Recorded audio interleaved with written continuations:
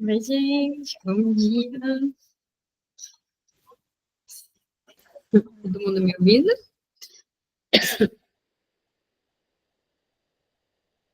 Sim, Bruna. Olá, Chay, Nath. Bom dia. Bom dia, Gé. Galera, estamos na 552. Deixa eu ver aqui as coisas. Todo mundo me ouvindo direitinho, né? Então, bora lá? Essa análise, sugeriu Freud, deveria permitir entender mais facilmente por que os seres humanos acham tão difícil viverem felizes na civilização. Ele impõe grandes sacrifícios, não só à sexualidade, mas também às tendências agressivas da humanidade. Gente, se alguém estiver lendo pelo PDF, vocês colocam aqui para mim, por favor? Eu não sei em que página que está. Em seguida, recapitulou rapidamente a história complexa e tortuosa da teoria psicanalítica das pulsões e admitiu, mais uma vez, sua longa demora em reconhecer a existência independente de uma agressividade fundamental. Apenas aqui, quando Freud introduz o tema, é que se evidencia plenamente como o mal-estar na civilização se baseia solidamente no dualismo instintivo e no sistema estrutural que ele desenvolvera poucos anos antes. Os grandes antagonistas, o amor e o ódio, lutam pelo controle da vida social do outro, de forma idêntica à luta pelo seu inconsciente, de maneira muito parecida, com táticas muito semelhantes. A agressividade visível é a manifestação exterior da invisível pulsão de morte. Sá, no livro físico a gente está na 552. E agora, penso eu, o sentido do desenvolvimento cultural não nos é mais obscuro. Ele deve mostrar o combate entre Eros e a morte, a pulsão de vida e a pulsão da destruição, tal como se realiza na espécie humana. Gente, não sei como que vocês ficam aí com pulsão, mas pulsão sempre era um tema que eu ficava, meu Deus, não entendo nada, leio, parece que não li nada. Hoje em dia já está bem melhor, mas eu acho algo bastante complexo, né? Brincadeiras à parte, é um conceito complexo. Tem aquele livro da Autêntica, que é destinado só às pulsões, mas eu não sei se vocês já leram a Melanie Klein falando de pulsões. E quando ela fala, fica muito mais simples de entender. Olha que não sou uma grande fã da Melanie Klein, assim, né? Tenho visto algumas coisas dela do ano passado para cá e tal. Sempre acho que o estilo da escrita do Freud me é muito mais fácil de ler, porém, quando fala de pulsões, eu acho que dá uma boa base, assim, é bem interessante. Tem um livro dela que é Inveja e Outros Trabalhos da Ubu. Eu tenho ele aqui, deixa eu pegar para mostrar para vocês. Esse daqui é Inveja, Gratidão e Outros Ensaios. Aqui tem um capítulo que ela fala sobre a pulsão. Deixa eu ver se olhando o sumário eu vejo qual que é. Não sei em qual especificamente que ela está falando, agora eu não me lembro de cabeça. Mas pode confiar que tem aqui algum ensaio que fale sobre, e é bem interessante. Para quem quer estudar psicose também, acho que tá bem. Bom, tá aqui.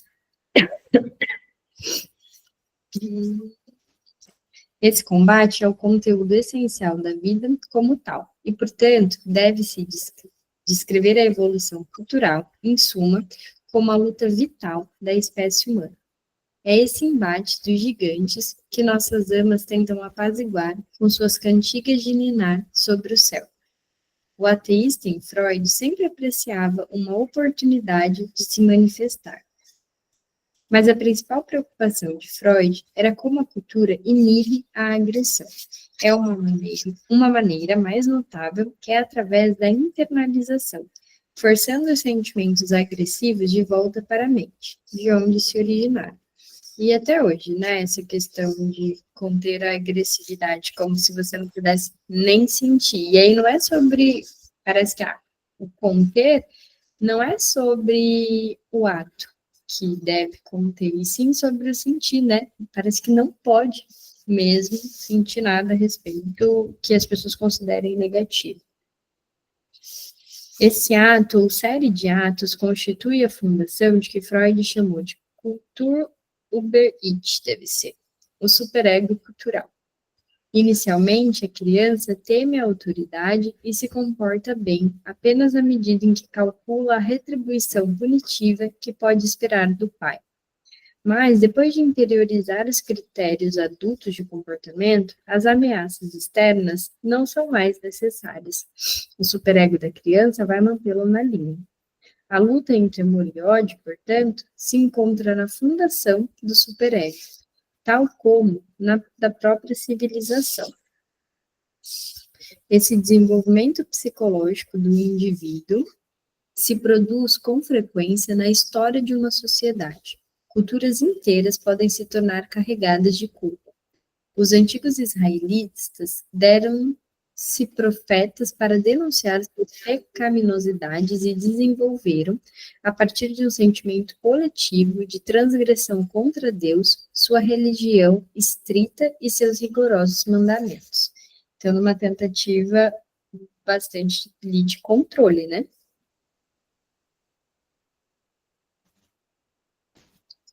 É tudo muito paradoxal. As crianças são tratadas com brandura muitas vezes adquirem superegos exigentes. Pode-se desenvolver um sentimento de culpa por agressões apenas imaginadas, da mesma forma que por agressões efetivamente executadas. É sobre isso aqui também que a gente escuta no consultório. Lembra que a gente falou semana passada, né? Ai, queria que o fulano, sei lá, que acontecesse X coisa lá com o fulano. Você não vai fazer nada, você só deseja. Pronto, ali uma culpa como se, né, você fosse a pior pessoa do mundo. Quer falar, Chay? Tem um texto que a gente está lendo de Lacan, num outro grupo, que ele fala justamente sobre a culpa e o castigo. Foi no grupo de ontem. Depois eu coloco o nome do texto. Beleza. E ontem a gente estava discutindo justamente sobre isso no grupo. O que o neurótico ele se culpa por aquilo que ele faz. A todo momento. Pensar, né? Já está se culpando de pensar sobre as coisas. Exatamente. A gente faz uma atitude que a gente se culpa no pensamento por aquilo que a gente faz. É tão, sabe? Sim. E aí vem a questão também, eu estava atendendo um dia desses, e aí estava falando sobre uma culpa, a pessoa estava relatando de uma culpa por algo que não aconteceu, que ela ainda não sentiu, mas que ela tem medo de sentir, e aí, se ela sentisse, se acontecesse, a resolução que ela daria para aquilo traz uma questão de moralidade que ela se sente muito culpada. E aí ela já sofre com isso. Mas nem aconteceu, ela nem precisou ainda decidir. Mas o neurótico não tem um dia de paz, né, gente? Não consegue, né? Assim, talvez isso nunca vá acontecer na vida dela, mas já está sofrendo e muito bem por uma questão de moralidade. Nesse caso específico, tinha algo sobre se eu escolher isso, é como se eu fosse egoísta. E isso significaria algo que faria melhor para ela do que aquilo que ela supõe que a sociedade espera dela. Não é sobre fazer mal para ninguém, é uma escolha única e individual. Mas dizem que tem que fazer aquilo outro, e aí ela pensa que, nossa, olha como eu sou egoísta por conta disso, tá? E sofre. Então, é uma questão que, enfim, nem veio a acontecer. Mas é isso, o neurótico ele sofre pelo que ele faz, pelo que ele não faz, se ele pensa, se ele não pensa, se ele falou, se ele não falou, ele sofre, né, gente? Acho que, para aí, ele sofre. Aí, pelo quê? Vão ter muitos, né? Quaisquer que sejam as origens, os sentimentos de culpa, principalmente em sua variedade inconsciente, são uma forma de angústia. E mais, Freud voltou a defender sua ideia de que nem toda experiência surge do mundo exterior. A constituição inata, inclusive a herança filogenética de uma pessoa, desempenha seu papel durante as sublevações do complexo de Édipo para a formação do policial interior que, a partir daí, acompanhará o indivíduo e, com ele, sua cultura. Assim, introduzindo a angústia em sua análise tanto da cultura como do superego individual, mostrando o trabalho tanto da agressão como do amor, refletindo mais uma vez sobre as respectivas participações da constituição e do ambiente no desenvolvimento mental, Freud entrelaçou o mal-estar na civilização às principais linhas de seu sistema. O livro é uma súmula grandiosa do pensamento de uma vida. Da mesma forma, as reflexões finais de Freud, a uma só vez comoventes e rigorosas, evocam uma velha luta pessoal. Mostram-no entregue à sua ânsia especulativa e, ao mesmo tempo, advertindo contra seus excessos. A ideia de um superego cultural, sugeriu ele, permitiu falar em culturas neuróticas e oferecer-lhes recomendações terapêuticas, como se faz com um paciente. Mas alertou ele, esse assunto deve ser abordado com a máxima delicadeza. A analogia entre o indivíduo e sua cultura pode ser fiel e instrutiva, mas é apenas uma analogia. Essa advertência é importante. Ela ajudou Freud a se definir como um estudioso e não como um reformador da sociedade. Ele deixou perfeitamente claro que não tinha nenhuma vontade de se apresentar como médico da sociedade com prescrições para os seus males. Minha coragem vacila, escreveu ele numa frase muito citada, em me erguer perante meus semelhantes como um profeta, e curvo-me à sua censura de que não sei como lhes trazer consolo, pois é fundamentalmente isso que todos pedem. Os revolucionários mais impetuosos, tão apaixonadamente quanto os crentes mais conformistas. No final, ele deixou a pergunta decisiva em aberto. A civilização será capaz de conter a pulsão humana para a agressão e a destruição? E aí? Não, né? Não. Aproveitando a oportunidade para exaltar a tecnologia moderna, Freud agora advertia que ela colocava em risco a própria sobrevivência da humanidade. Os homens agora foram tão longe no domínio das forças naturais que, com a sua ajuda, poderiam facilmente se exterminar até o último homem. Eles sabem disso, e daí grande parte de sua atual inquietação, sua infelicidade e seu estado de angústia. Nossa, gente, hoje eu tô com uma tosse chata, viu? Helena tossiu.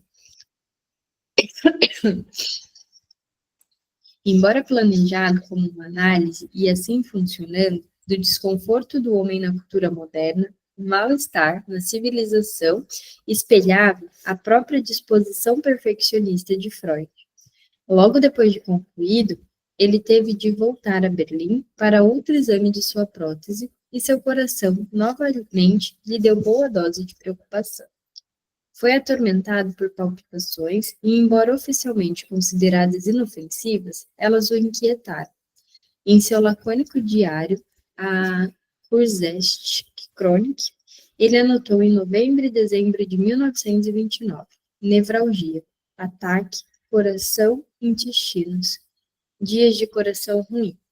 Também anotou no começo de novembro, de maneira quase casual, tumultos antissemitas, e poucos dias antes, em 31 de outubro, de modo corriqueiro, sem emoção perceptível, preterido para o Prêmio Nobel.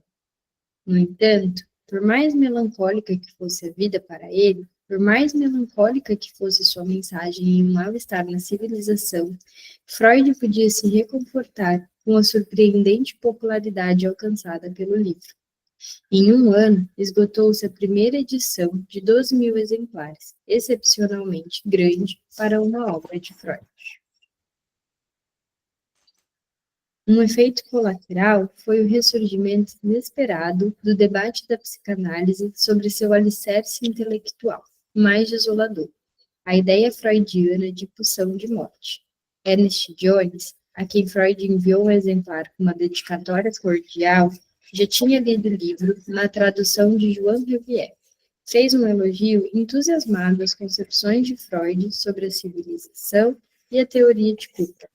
Também concordou com Freud que a hostilidade é um fato central da vida. Minha única divergência com as suas concepções ainda continua a ser a minha incerteza quanto ao todo distribuir. A pulsão de morte parecia a Jones um salto de realidade e agressividade para uma generalização injustificada. Aí tem uma nota. A carta de Jones também lança alguma luz sobre o surgimento do título em inglês.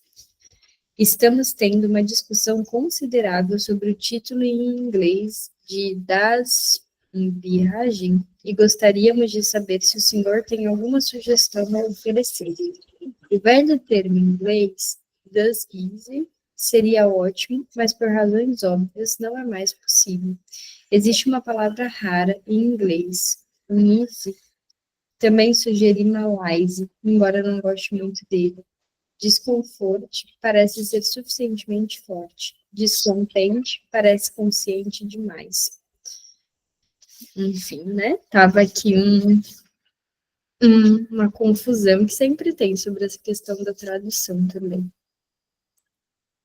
Deixa eu ver onde estava. Freud respondeu mais com afirmações do que com argumentos. Não posso mais prosseguir sem a admissão dessa pulsão de morte fundamental, seja psicológica ou biologicamente. Penso que não é preciso renunciar à esperança de que o Senhor ainda venha encontrar o caminho até ela. Quando Pfister, por sua vez, levantou objeções, preferindo ver a pulsão de morte como meramente subsidiária da força da vida, Freud deu seu trabalho de repetir seu argumento de maneira um pouco mais detalhada.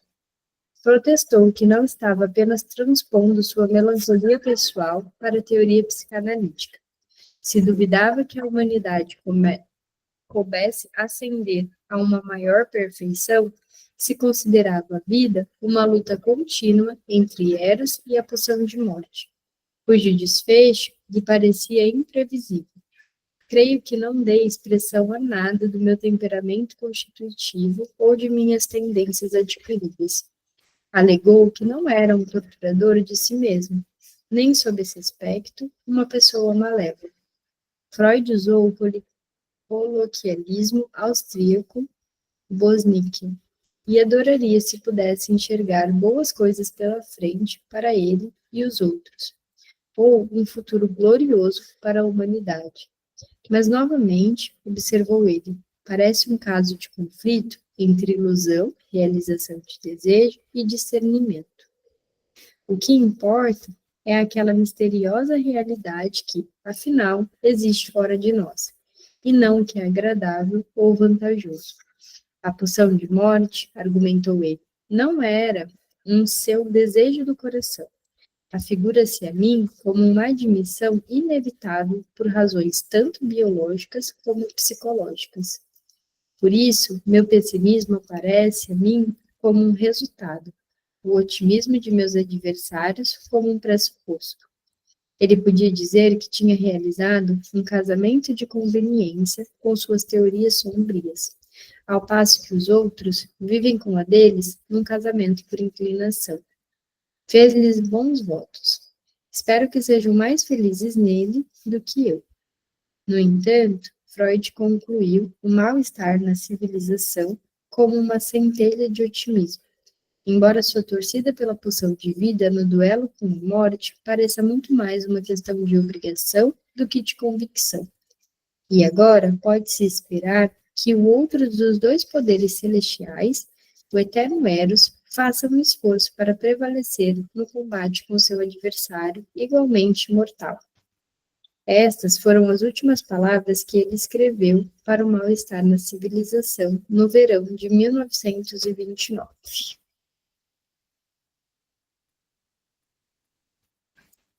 Quando as grandes vendas dos livros autorizaram uma segunda edição a ser publicada, em 1931, ele aproveitou a oportunidade para acrescentar uma pergunta apressada. Tornando-se ainda mais contido, devido às sombras que caíam sobre o cenário econômico e político, o partido nazista de Hitler havia acabado de obter uma vitória esmagadora nas eleições para o Reichstag, em setembro de 1930. Aumentando o número de seus deputados de 12 para 107. Ele indagou: mas quem pode prever as perspectivas e o resultado?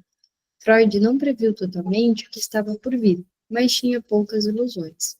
Estamos nos encaminhando para tempos ruins, disse a Arnold Zweig no final daquele ano. Eu devia ignorá-lo com a apatia da velhice, mas não posso deixar de ter pena por meus 7 netos. Tocado pela piedade por sua família e pela angústia quanto ao mundo, Freud confiou o papel à sua síntese final. Agora vou voltar no Os Abomináveis Americanos.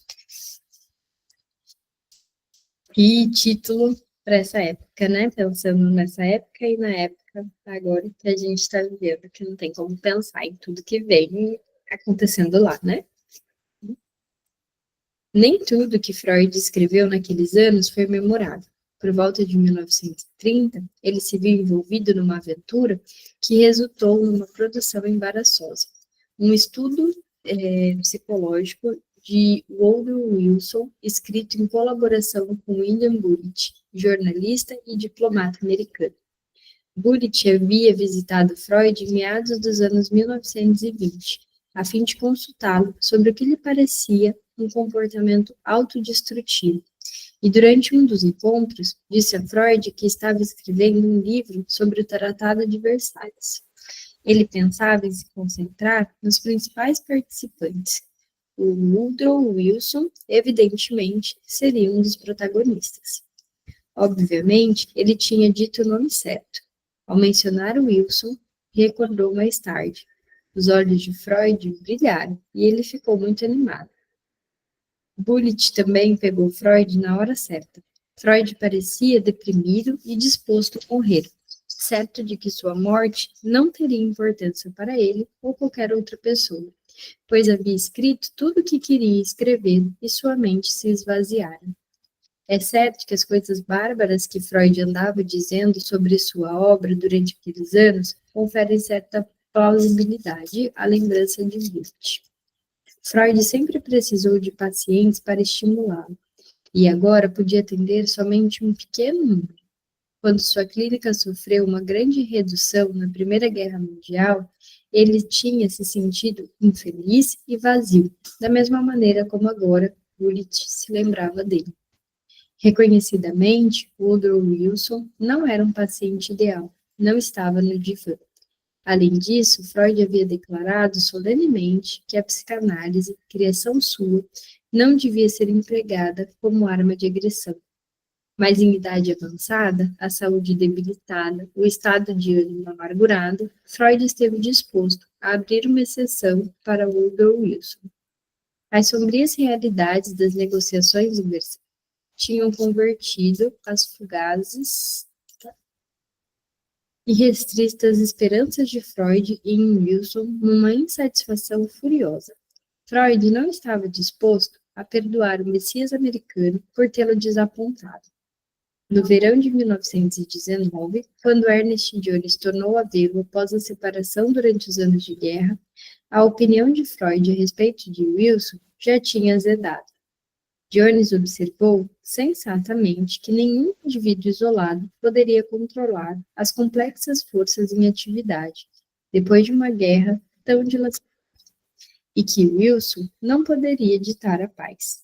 Então, retorquiu Freud, ele não devia ter feito todas aquelas promessas. Em 1921, trouxe ao público uma parte de sua raiva.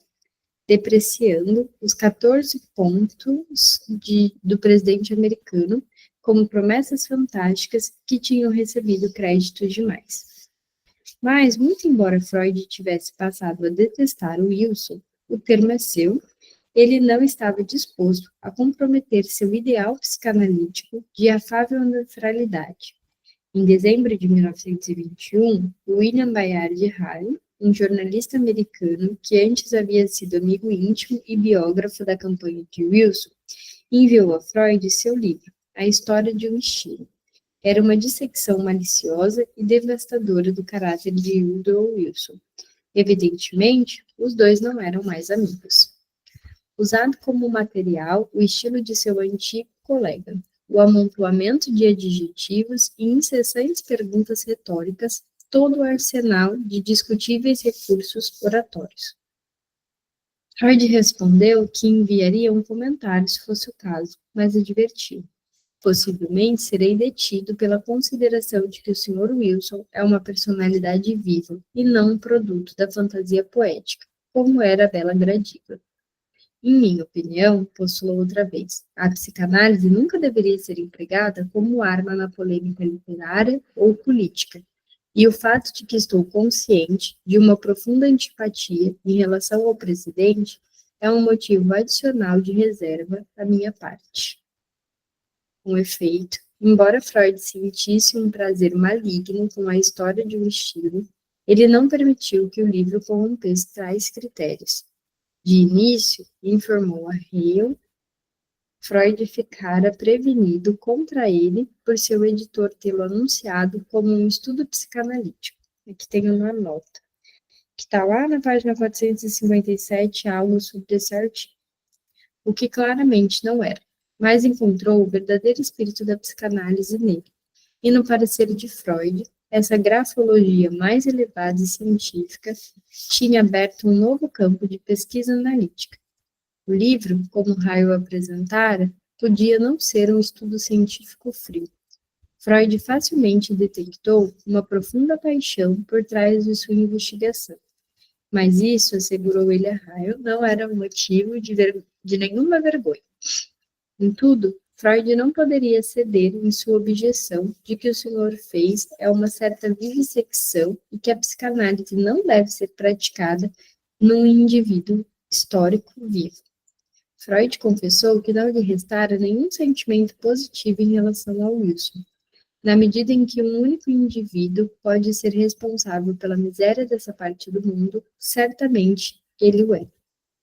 Mesmo assim, a renúncia devia ser a sina do psicanalista responsável. Olha só, renúncia tem que ser a sina do psicanalista responsável. Isso cabe em tantas vertentes, dá para pensar sobre várias coisas. Simplesmente não se podia fazer uma análise à distância de uma figura pública ainda viva. Cara, isso daqui acho que é bem importante da gente comentar, assim, sobre esses, ia falar estudos, mas não é estudos, mas sobre, acho que melhor dizendo, essas análises selvagens que fazem hoje em dia de participantes de reality shows, de figuras públicas de forma geral, de dizer que a Mariazinha do programa tal, ela é narcisista. Primeiro que, obviamente, a gente sabe que nem é da psicanálise dizer fulano de tal é narcisista e ponto. Mas os diagnósticos, ou mesmo quando não está atrelado a um diagnóstico, quando tem uma análise de um personagem vivo que, embora pareça ser um personagem, é uma pessoa real, isso é muito sério. É igual você analisar uma pessoa que não te pediu análise.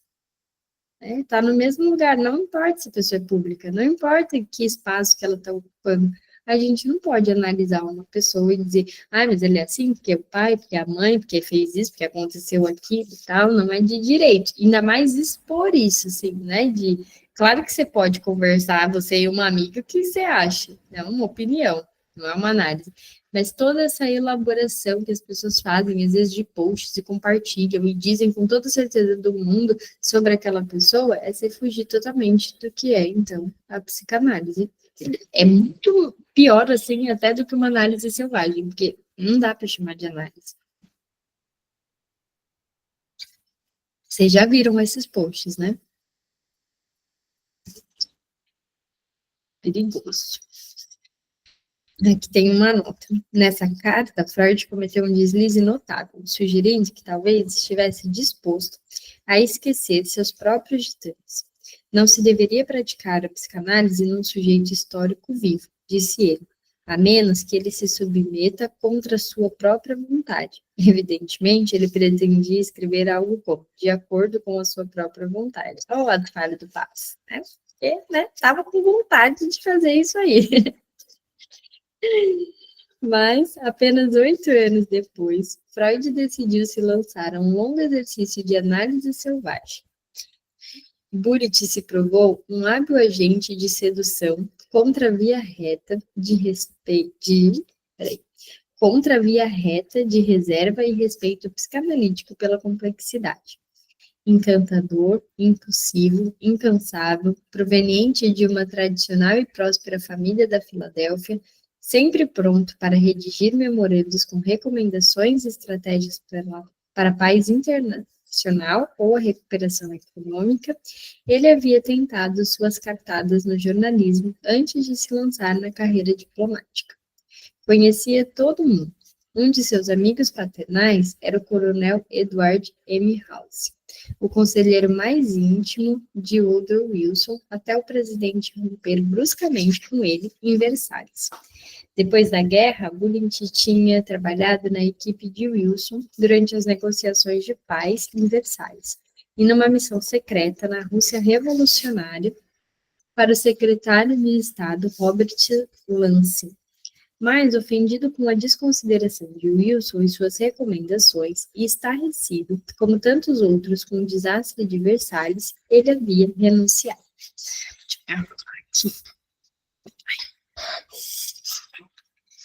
Então, cometeu o único pecado mortal do catecismo dos diplomatas. Tornou pública sua desilusão. Em setembro de 1919, ele depôs perante a Comissão das Relações Exteriores do Senado, afirmando que até mesmo Lansing estava insatisfeito com o tratado. Depois dessa indiscrição, que lhe garantiu imediata notoriedade internacional, Burrit escapou para a Europa, escrevendo, viajando, cultivando suas relações com os gregos. Em 1930, quando abordou Freud quanto a um trabalho conjunto no estado psicológico de Wilson, diria Bullitt mais tarde, ambos já eram amigos há alguns anos. Essa intimidade era mais imaginária do que real, mas Freud prestou-se de fato a um projeto clandestino com Bullitt, o qual, por sua vez, confiou apenas a poucas pessoas, incluindo o coronel House. Escrevendo a House em julho de 1930, ele comparou o biógrafo Wilson Reis Tanner de Baker a si mesmo. Achava que Baker, que prosseguia majestosamente, de volume em volume, tem os fatos, mas é tão pouco psicólogo e tão pouco familiarizado com os assuntos internacionais que não sabe distinguir os fatos importantes, o que torna melodramáticas suas interpretações. A comparação negativa é palpável. Burrit estava familiarizado com os assuntos internacionais e ligado a um grande psicólogo. Pensava em conferenciar com Freud e fazer algumas pesquisas indispensáveis. Meus planos estão ficando mais definidos, escreveu a House. Depois de visitar F e consultar os papéis do príncipe Max de Baden, provavelmente irei a Moscou. Max de Baden, que servira como chanceler da Alemanha no final da guerra e iniciar as negociações de paz com os aliados, podia ter informações relevantes em seus arquivos. E de Moscou acenavam os papéis de Lenin, aos quais Bullitt, que nunca foi de se intimidar com tarefas difíceis e improváveis, esperava ter acesso. A viagem de Bullitt a Moscou iria ser uma jornada quixotesca. Suas consultas a Freud foram muito menos frustrantes. O coronel House estimulava Bullitt. Você vai escrever um livro que será não só um crédito para si e seus amigos, mas benéfico para o mundo. Bullitt respondeu que estava apresentando algum material a meu amigo em Viena. e garantiu a discrição e sabedoria de Freud. Ele é tão desprendido e científico em sua visão do conjunto da vida humana quanto se pode ser. House rogara a Bullitt que abortasse seu assunto delicado com um tom moderado, e Bullitt prometeu obedecer. A atenuação, concordou ele, era o único estilo adequado a um estudo de Wilson.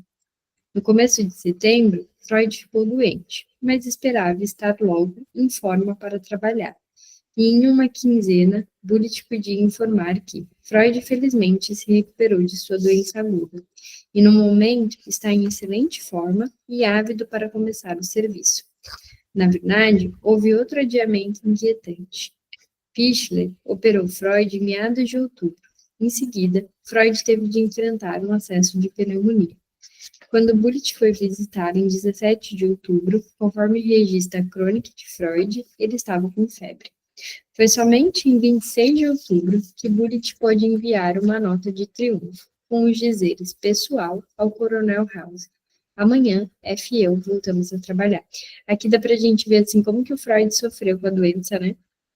Tem vários trechos, assim, que se pensa, nossa, quanto que parece, assim, ter sido sofrido mesmo. Ele acrescentou um comentário interesseiro. Tinha corrido para Viena depois de ler os papéis de Max de Baden por causa do precário estado de saúde de F. Em suma, ocorrera Bullitt que Freud podia não viver até concluir o projeto a que ambos haviam se lançado com tanta emoção. Mas, 3 dias depois, notou Freud, trabalho iniciado. Bullitt estava animadíssimo, até demais. O trabalho aqui vai indo magnificamente, escreveu ao coronel House em novembro. Embora estivesse demorando muito mais do que o esperado, ele aguardava concluí-lo em meados de dezembro. Freud, por sua vez, informou a Arnold um pouco misteriosamente, que, embora antes não quisesse publicar mais nada, estou novamente escrevendo uma introdução para algo que outra pessoa está fazendo. Não posso dizer o que é, e também é uma análise, mas apesar de tudo, altamente contemporânea, quase política. Ele terminava contendo-se de modo quase visível. O senhor não pode imaginar o que é. A redação do livro foi lenta. Quando Freud era mais jovem e trabalhava para si, tinha escrito com rapidez muito maior. Mas Bullitt prosseguia com um dilúvio de informes ardosos. Em agosto de 1931, contou ao coronel House que, depois de 3 operações, Freud estava de novo com a saúde excelente. E o primeiro rascunho do livro está quase pronto.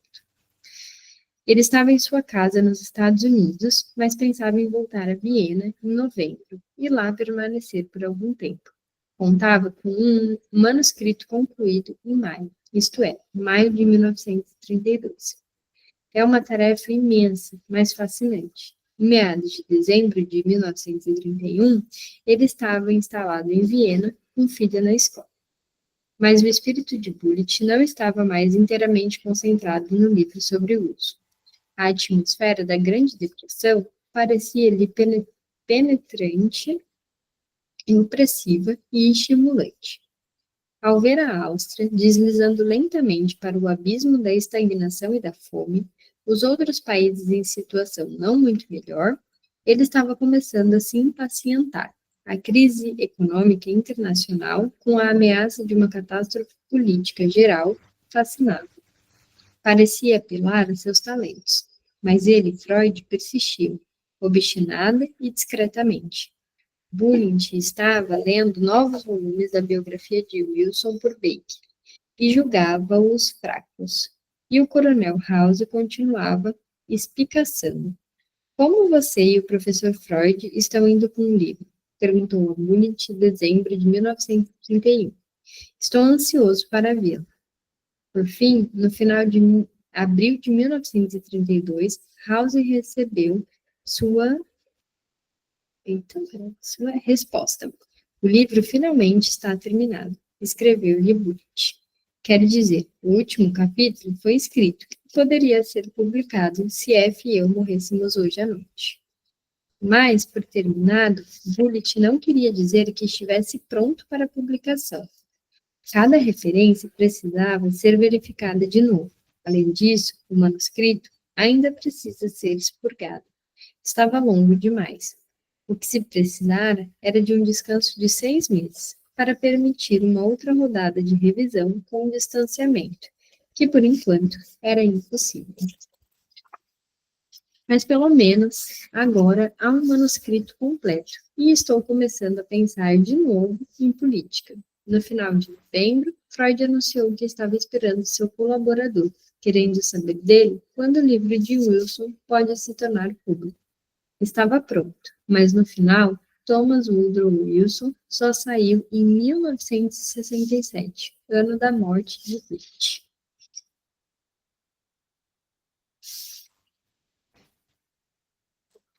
O livro, tal como foi finalmente publicado, apresenta alguns enigmas intrigantes.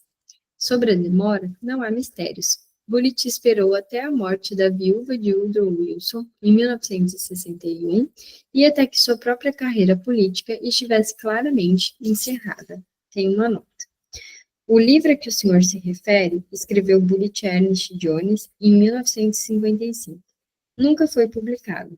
Pessoalmente, eu sentia que não deveria ser publicado antes da morte da senhora W. Ela ainda está viva.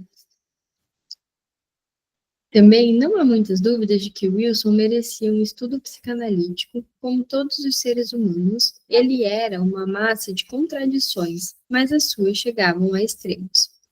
Wilson era brilhante e obtuso, resoluto e confuso, emotivo e gélido, combativo e tímido, político astuto numa situação e fanático intransigente em outra. Como reitor da Universidade de Princeton entre 1902 e 1910, ele introduziu reformas notáveis na vida educacional e social da universidade. Mas sua obstinação em questões miúdas e seu autoritarismo com os colegas e membros do conselho afastaram velhos amigos e, ao final, transtornaram a maioria de seus planos. Como governador de Nova Jersey, manteve sob controle o que Freud e Bullitt iriam considerar como sua tendência inconsciente ao martírio. Wilson, o homem de elevados princípios, mostrou-se um exímio oportunista, conseguindo vitórias legislativas espetaculares e rompendo impiedosamente com os políticos que o levaram ao governo. Mas, como presidente dos Estados Unidos, ele tornou a apresentar, em um nível mais elevado, o espetáculo patético do malogro semi-voluntário que prejudicara seu mandato em Princeton. Tendo implementado um impressionante programa de reformas internas, ele começou a correr atrás da derrota e da catástrofe.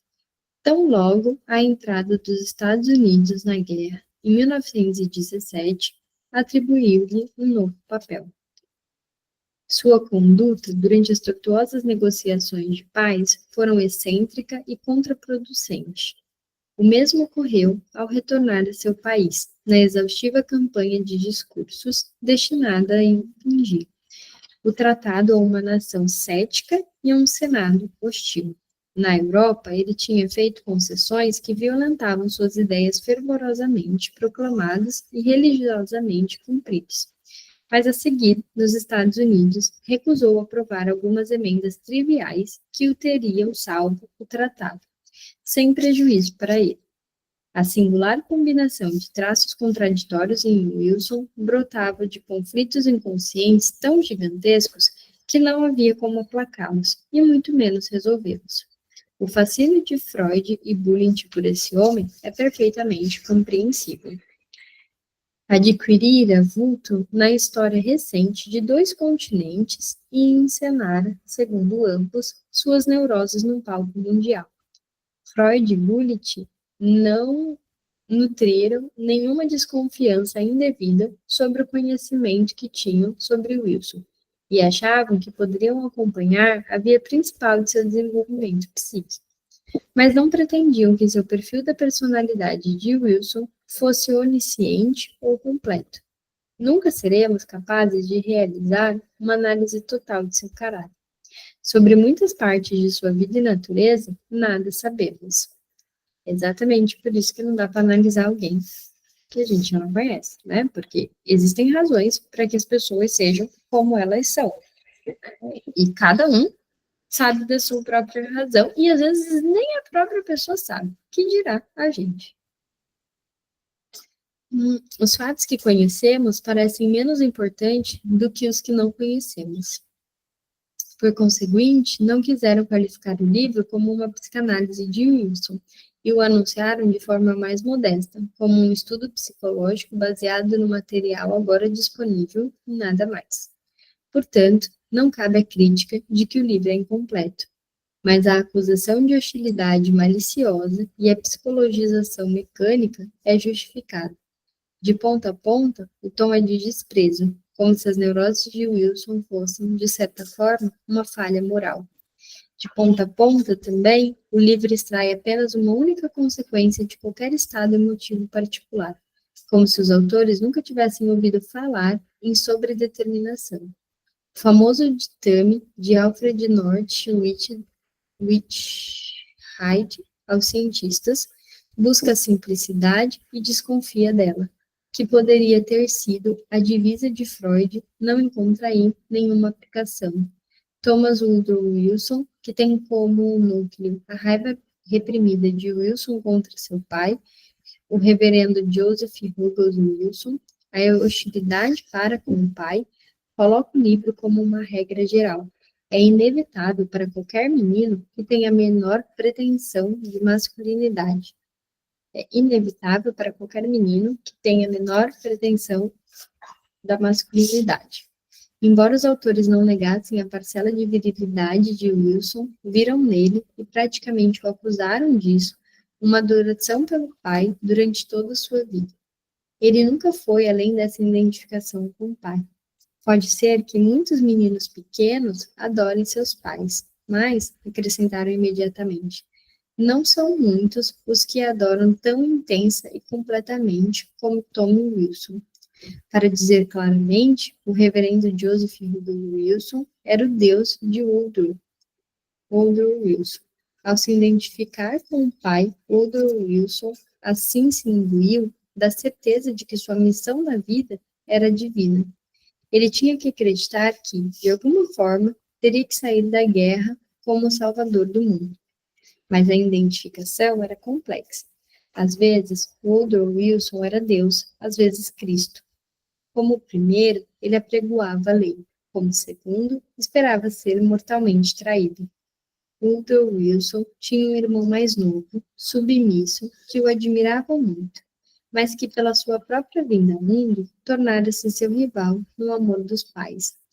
Em sua vida adulta, Wilson reproduziu esse drama íntimo, sempre procurando amigos mais jovens, aos quais era capaz de dedicar um pródigo afeto até que o atraiçoassem. O modelo de sua mente, portanto, era claro e simples. Wilson era um menininho sempre ansiando por amor e temendo a traição, imitando seus padrões infantis em qualquer cargo que ocupasse, e sutilmente, às vezes nem tanto, atraindo a destruição. Então, estava num ciclo ali de repetição. E mais, a raiva do pai, que nunca conseguira expressar, inflamou-se nele até surgir como uma ira gigantesca. O que os observadores descuidados tomavam por hipocrisia de Wilson era, na verdade, um dom extraordinário de auto-engano, e sua carolice, um reservatório inesgotável de ódio oculto. Quando chegou ao fim, ele era apenas um menino velho. Ele se amava e sentia pena de si mesmo. Adorava seu pai, morto no céu. Lançou seu ódio por esse mesmo pai sobre muitos homens. E praticamente só isso. Aqui, quando a gente vê, né, apenas um menino velho, fala daquele lugar da criança no adulto, né? Então, da criança do adulto, que às vezes responde às situações pelo viés mesmo traumático, né? De algo que não foi metabolizado, de algo que a pessoa não conseguiu ali lidar, e isso fica aparecendo, se reatualizando, então, nas situações atuais da vida dela. A gente vê muito isso na clínica, né? Bom, ó, Para ter sentido, vou parar aqui hoje, na 562, e aí a gente volta na semana que vem a partir dessa página, beleza? Estou até conferindo aqui como que a gente está na leitura, porque, gente, falta muito pouquinho. Ó, aqui, bem pouquinho mesmo. Faltam 100 páginas. Meu Deus, temos que decidir logo, logo qual vai ser o próximo livro, né? Eu não faço ideia ainda. Não consegui. Se vocês tiverem sugestões, não deixem de me mandar. Eu quero que seja, que continue nesse lugar de algo do Freud. Eu já pensei algumas vezes em mudar, da gente ler Lacan, tipo, começar em ordem cronológica, sabe? Desde do seminário 1.